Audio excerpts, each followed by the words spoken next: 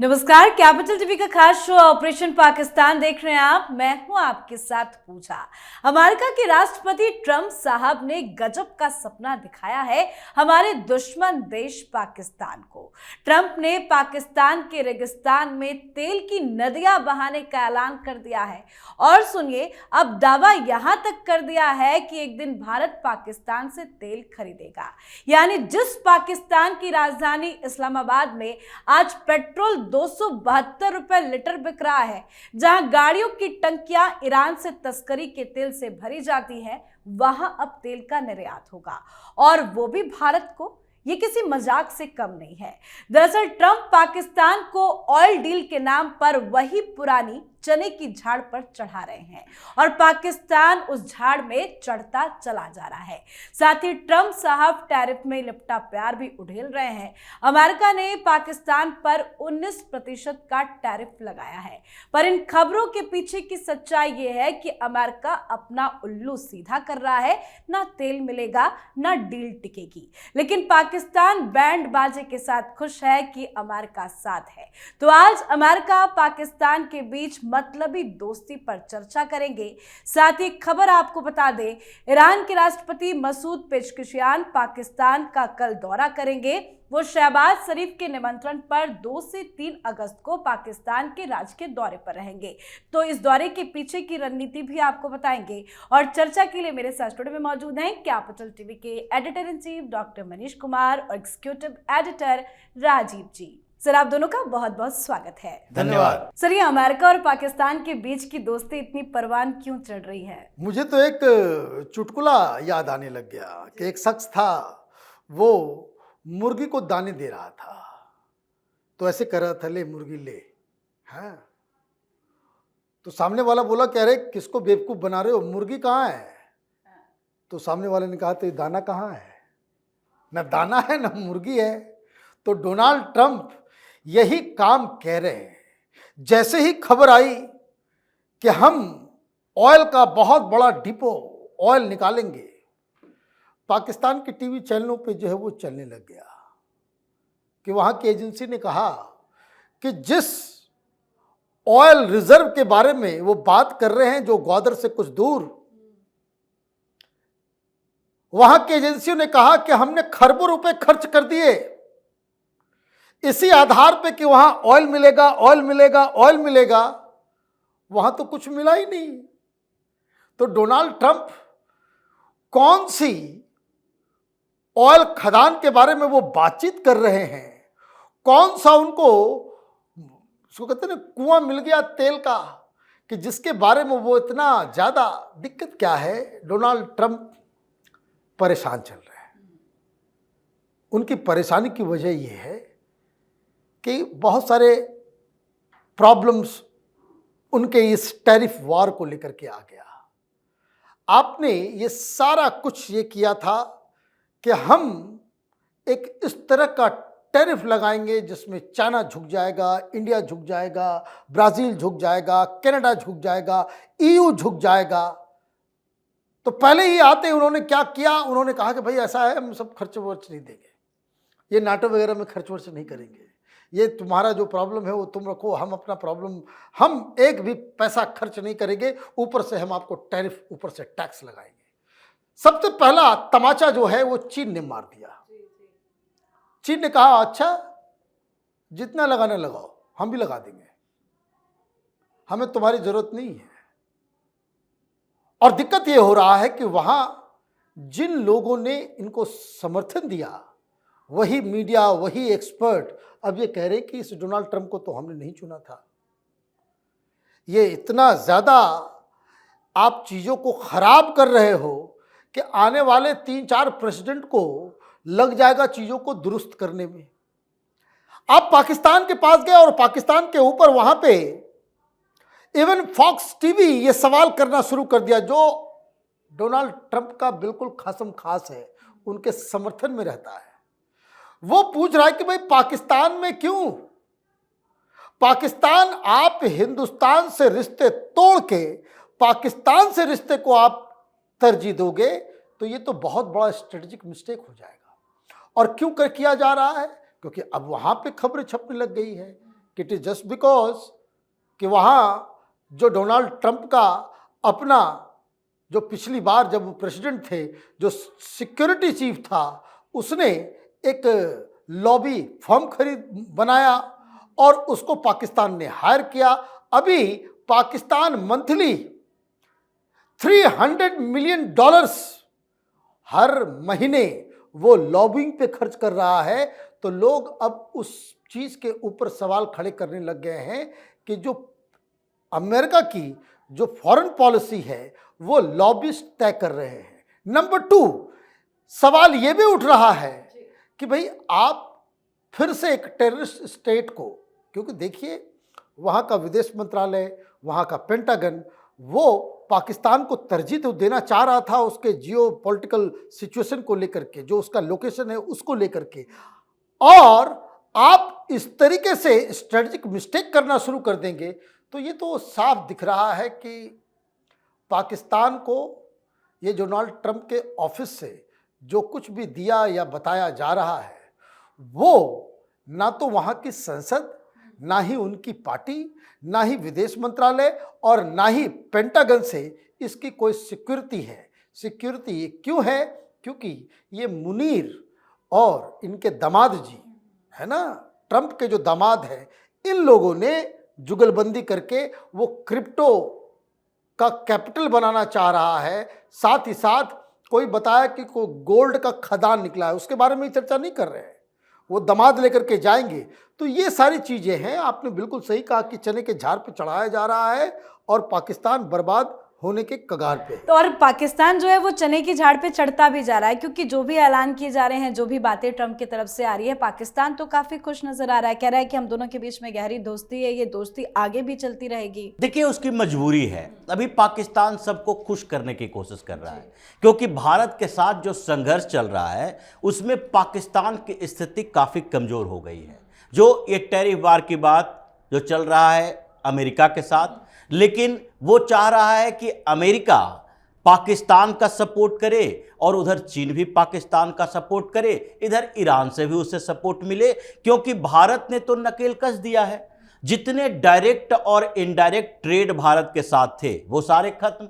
अब पाकिस्तान को चाहिए अपने सपोर्टर, और सपोर्टर में वो मनोवैज्ञानिक तरीके से साइकोलॉजिकल वार जीतना चाहता है कि देखो भारत के साथ हमारे इतनी बड़ी दुश्मनी, फिर भी चीन भी हमारे साथ है, अमेरिका भी हमारे साथ है, इधर ईरान भी हमारा साथ दे रहा है, जबकि कोई उसका साथ नहीं दे रहा बल्कि उसका विनाश कर रहा है। अगर अमेरिका की एंट्री होती है पाकिस्तान में तो इसका मतलब है कि चीन कभी भी पाकिस्तान को माफ नहीं करेगा। $60 बिलियन से ज़्यादा उसका इन्वेस्टमेंट पाकिस्तान में है, और ग्वादर के इर्द गिर्द आप एक्सप्लोरेशन के नाम पर अपना आर्मी बेस बनाओगे तो चीन कैसे उसको बर्दाश्त करेगा?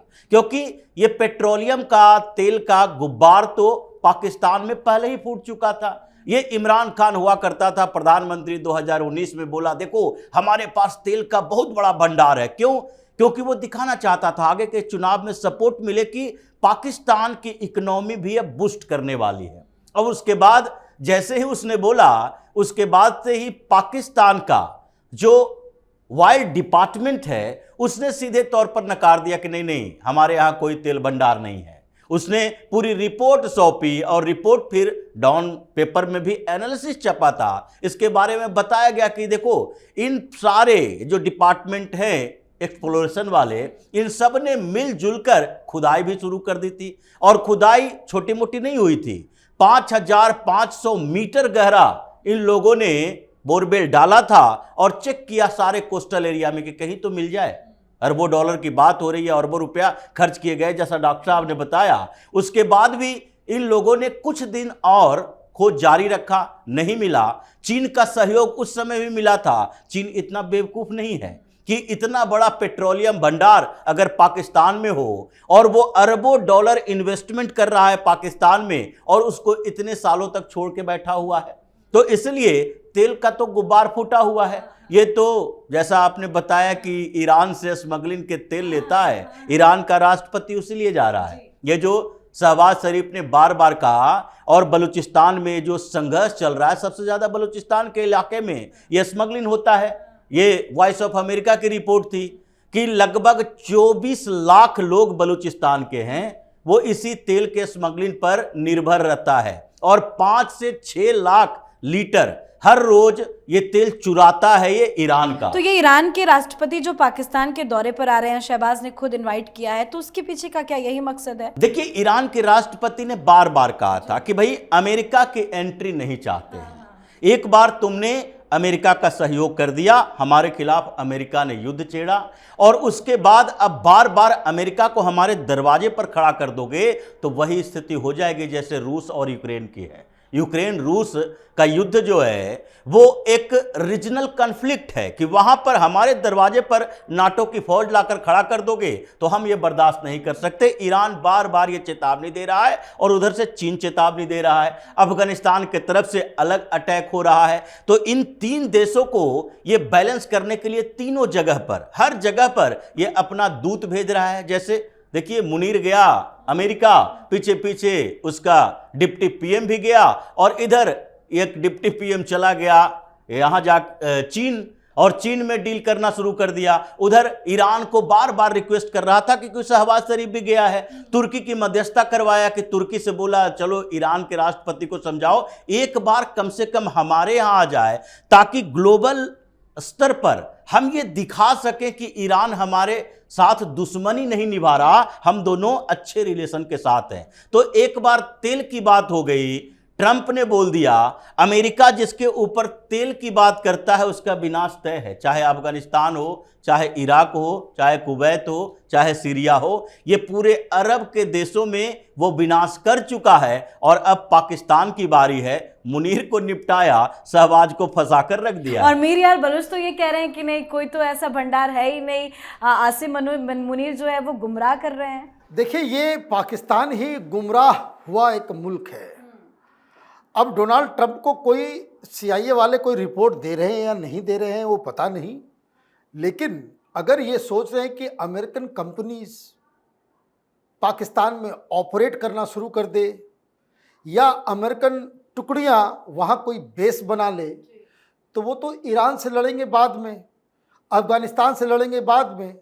वहाँ का ये जो ISI ने जो टेररिस्ट ग्रुप्स तैयार किए हैं, वो पहला तो अमेरिकन उसी के निशाने पे आ जाएगा।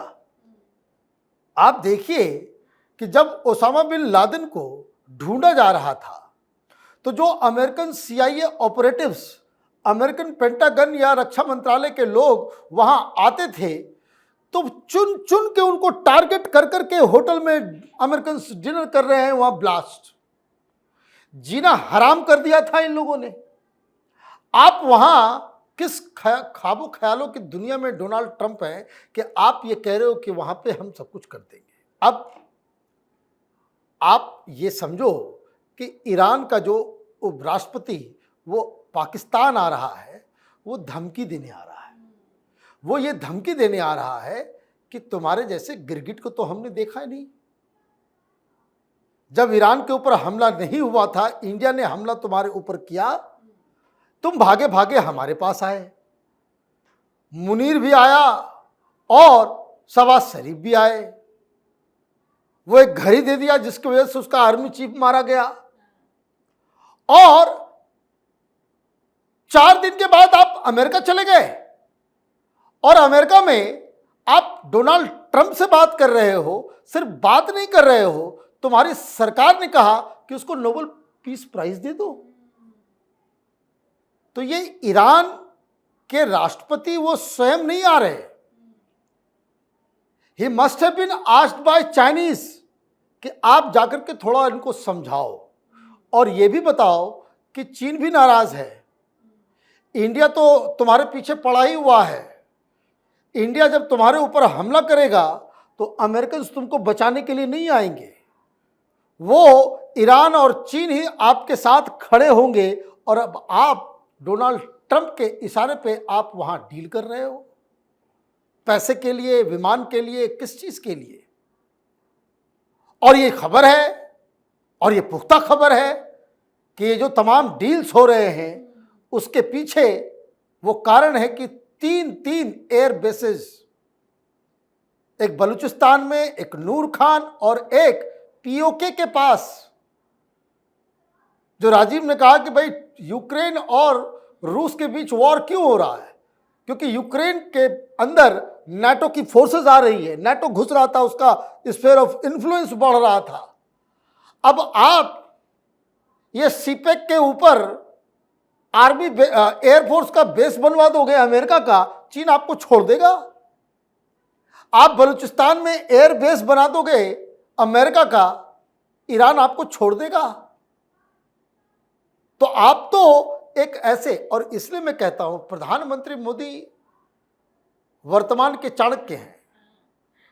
उन्होंने एक ऐसा जाल बुना है कि पाकिस्तान, जैसे वो मकड़ जाल, उसमें आदमी फंस जाता है, कोई उसमें जो है कीड़ा मकोड़ा फंस जाता है, उसको मारने की आवश्यकता नहीं पड़ती, वो उधर ही झूला झूला झूला झूला झूला झूला वो खत्म हो जाता है। पाकिस्तान की स्थिति वही हो गई है कि पाकिस्तान चारों तरफ से इस सिर्फ और सिर्फ डोनाल्ड ट्रंप के बयानों और अमेरिका के साथ नज़दीक की वजह से, और सबसे बड़ी चीज़ क्या है कि ये ईरान, ये अफ़गानिस्तान, ये रूस, ये चाइना, ये इंडिया, ये तो दुश्मन बना ही बना है। पाकिस्तान की आवाम, पाकिस्तान की जनता डोनाल्ड ट्रंप के खिलाफ कितना है, आप बस सोशल मीडिया पे जाएं, आपको बिल्कुल समझ में आ जाएगा। सारे लोग यही कह रहे हैं कि भाई अमेरिका से दूर रहो, अमेरिका जो है बहुत ही ख़राब दोस्त है, और इतना ख़राब दोस्त है कि इसकी दोस्ती की वजह से ही आज पाकिस्तान इस स्थान पे पहुंचा। मतलब कोई भी डील कर ले महंगा ही साबित होगा। देखिए, ये डील जो हो रही है कुछ समय के लिए है, और इसने लगता है कि ट्रंप को लग गया है कि शहबाज शरीफ और मुनीर, ये दोनों को ही किसी तरह से ख़त्म कर दो, जो स्थितियां पाकिस्तान के अंदर है।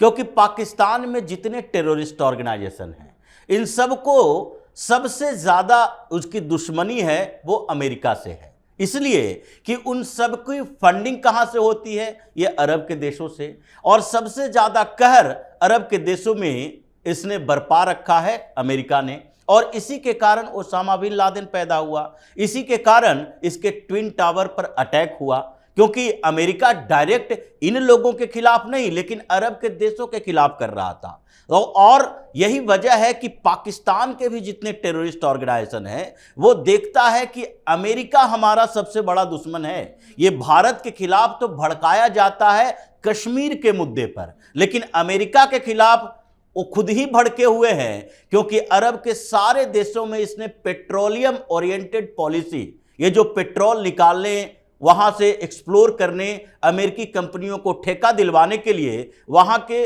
पॉलिटिक्स में वर्चस्व प्राप्त किया और अपने कठपुतली को राष्ट्रपति प्रधानमंत्री बनाया है। उससे नाराजगी इन लोगों के खिलाफ है, और यही वजह है कि आजकल जो अमेरिका का इंटरफेरेंस चल रहा है पाकिस्तान के अंदर, वहां पर अलग अलग क्षेत्रों में विस्फोट भी उतना ही बढ़ रहा है, अटैक भी उतना ही बढ़ रहा है। अभी तो पाकिस्तान को सामना करना पड़ रहा है BLA से, TTP से, अब उसको सामना करना पड़ेगा वो सारे कट्टरपंथी ऑर्गेनाइजेशन, चाहे जैश हो चाहे लश्कर हो, ये सारे लोग मिलजुल कर पाकिस्तान में फिर वही स्थिति पैदा करेंगे जो पहले हुआ था कि उसके आर्मी बेस पर आतंकी हमला हो रहा है, स्कूलों में आतंकी हमला हो रहा है। वो बलूचिस्तान लिबरेशन आर्मी वाला नहीं कर रहा था, यही लोग कर रहा था, और वही स्थिति फिर होने वाली है। क्योंकि कब मुनीर के काफिले पर अटैक हो जाए, शहबाज शरीफ पर अटैक हो जाए, ये कहा नहीं जा सकता है। जी सर, बहुत बहुत धन्यवाद सर आप दोनों का। धन्यवाद। तो अमेरिकी राष्ट्रपति ट्रंप ने भर भर कर टैरिफ भरा प्यार लुटाया है। पाकिस्तान पर 19% का टैरिफ लगाया है। पाकिस्तान से बड़ी